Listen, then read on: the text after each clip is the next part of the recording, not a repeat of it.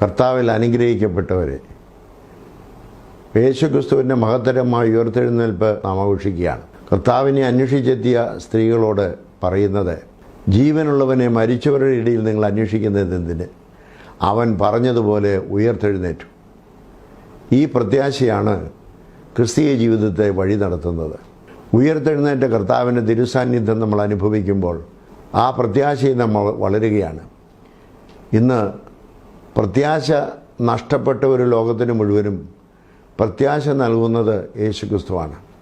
ക്രിസ്തുവിൽ വിശ്വസിക്കുന്നവർക്ക് ആ ഉയർത്തെഴുന്നേറ്റ കർത്താവിൻ്റെ മഹത്തരമായ ജീവിതത്തോട് അനുരൂപപ്പെട്ട് ജീവിക്കുവാനും ആ ജീവിതത്തിലേക്ക് ചെന്നെത്തുവാനുള്ളതായ പ്രത്യാശയുമായ ഒരു വഴി നടത്തുന്നു. സ്വർഗീയമായ യാത്രയിൽ കർത്താവിൻ്റെ സന്നിധിയിലേക്കുള്ള നമ്മുടെ പ്രയാണം ഈ തികഞ്ഞ പ്രത്യാശയിൽ വളരുന്നതായ സമയത്ത് ഈസ്റ്റർ നമ്മുടെ ജീവിതത്തിൽ അനുദിനം അനുഭവേദ്യമായി തീരുന്നു. ആ പ്രത്യാശ ജീവിക്കുവാൻ ഇന്നത്തെ കഷ്ടതകളും പ്രയാസങ്ങളും ദുഃഖങ്ങളും ദുരിതങ്ങളും എല്ലാം മാറി സന്തോഷവും സമാധാനവും ഉള്ള പ്രത്യാശ നിറഞ്ഞ ഒരു ജീവിതത്തിലേക്ക് നമുക്ക് പോകാം. ഞാൻ നിങ്ങളോടുകൂടെ എപ്പോഴും ഉണ്ടാകുമെന്ന് അരുളി ചെയ്തവനായ കർത്താവ് നിങ്ങൾക്ക് ഉയർത്തെഴുന്നേറ്റ് നിങ്ങൾക്ക് സമാധാനം ഉണ്ടാകട്ടെ എന്ന് അരുളി ചെയ്ത കർത്താവിൻ്റെ ആ സമാധാനം നമ്മോടുകൂടെ ഉണ്ടാകുവാൻ നമുക്ക് പ്രാർത്ഥിക്കാം.